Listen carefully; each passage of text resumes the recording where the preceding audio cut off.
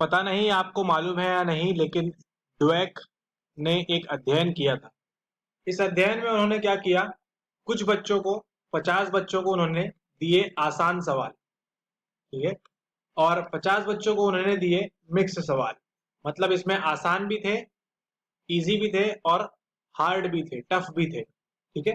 तो इन्होंने इस पे अध्ययन किया, लगभग 1 महीने तक उन्होंने अध्ययन किया, और फिर उन्होंने क्या किया, एक टेस्ट लिया, ठीक है। जैसे आपका होता है क्या, एनटीए का टेस्ट, उसी प्रकार से उन्होंने एक टेस्ट लिया, जहां पे उनको मालूम पड़ा कि जिन बच्चों को हमेशा आसान सवाल दिए गए उनका स्कोर कम था, और जिन बच्चों को मिक्स सवाल दिए गए उनका स्कोर हाई था, ठीक है। ऐसा क्यों हुआ, क्योंकि जो जिन बच्चों को मिक्स मिला था उन्होंने क्या किया, पहले आसान सवालों को किया, और जब वो कठिन सवालों की ओर गए तो उन्होंने क्या किया, ट्राई करना नहीं छोड़ा, है ना, उन्होंने ट्राई करना बंद नहीं किया। तो करते करते क्या हुआ, उनके जो टफ सवाल थे वो भी सही होने लगे। हमारा जो कोर्स है वो भी कुछ इसी प्रकार से डिजाइन है। तो ये था प्रमोशन, ओके। लेकिन ड्वेक की स्टडी सही है, आप इसको पढ़ सकते हैं, ओके।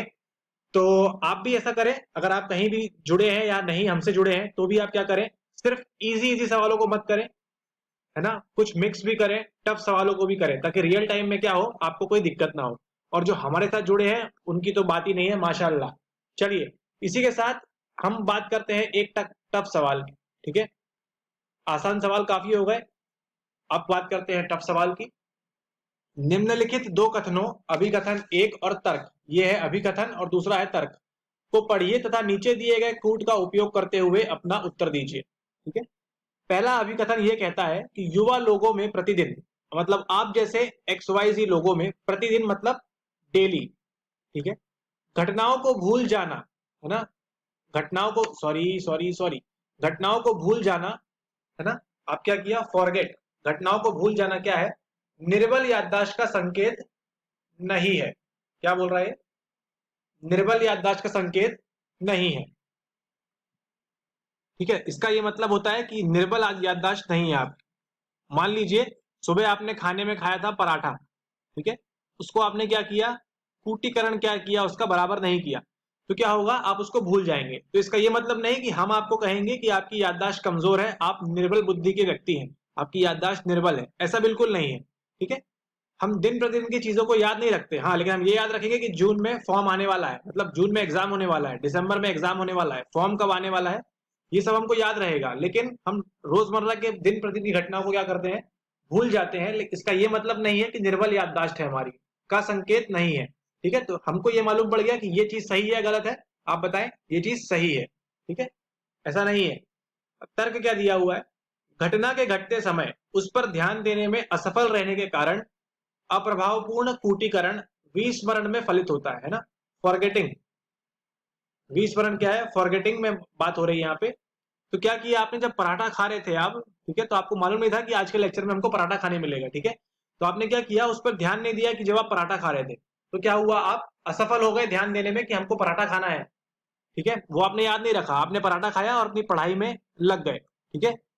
तो क्या हुआ वहां पे, अभावपूर्ण कूटीकरण, अप्रभावपूर्ण कूटीकरण वहां पे हुआ, है ना। आपने उसको उतनी शिद्दत से याद नहीं किया कि आपने आज पराठा खाया था, जिसके कारण क्या हुआ, आज शाम को जब हमने आपसे पूछा आपने क्या खाया था, तो क्या हुआ, आप भूल गए, सर याद नहीं है, विस्मरण में फलित हो गया।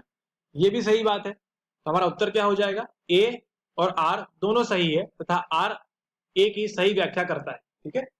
सही व्याख्या कैसे कर रहा है, यहाँ पे क्या बोल रहा है, निर्बल याददाश्त का संकेत नहीं है ना, निर्बल याददाश्त पे फोकस है, संकेत नहीं है, सही बात है, ठीक है। ऐसा क्यों होता है, निर्बल याददाश्त का क्यों होता है, क्योंकि हम क्या करते हैं, ध्यान देने में असफल रहने के कारण उस पर ध्यान नहीं देते हैं, है ना। तो क्या होता है, उससे अप्रभावपूर्ण कूटीकरण विस्मरण में फलित होता है। यहाँ पे भी क्या हो रहा है, हम ध्यान नहीं दे रहे हैं रोज प्रतिदिन की घटनाओं के ऊपर, जिससे क्या हो रहा है, निर्बल याददाश्त हमारी बोली जा रही है, जब भी क्या है, ऐसा संकेत नहीं है, क्योंकि क्या किया है हमने, उसमें ध्यान नहीं दिया है, ठीक है। तो इस प्रकार इसका आंसर क्या हो जाता है, सही, इसका आंसर हो जाता है सही, ए और आर दोनों सही है, तथा आर ए की सही व्याख्या करता है, ओके। अब देखते हैं अगला प्रश्न। यहां पे है हमारे पास अभिकथन ए और तर्क आर।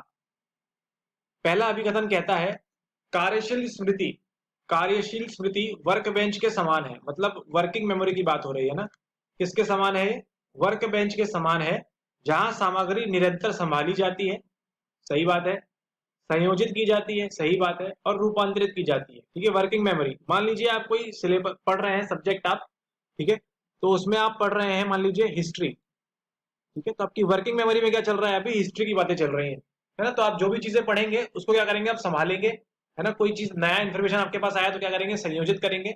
और मान लीजिए आपने कुछ पढ़ा हुआ था, आपको लग रहा है नहीं डाउट है इसमें, उसको क्लियर करेंगे और क्या करेंगे, रूपांतरित करेंगे। ठीक है, तो ये क्या करेगा, ये कहलाएगा हमारा वर्किंग मेमोरी में इस प्रकार से काम होता है। ठीक है, वर्किंग मेमोरी इस प्रकार से काम करती है।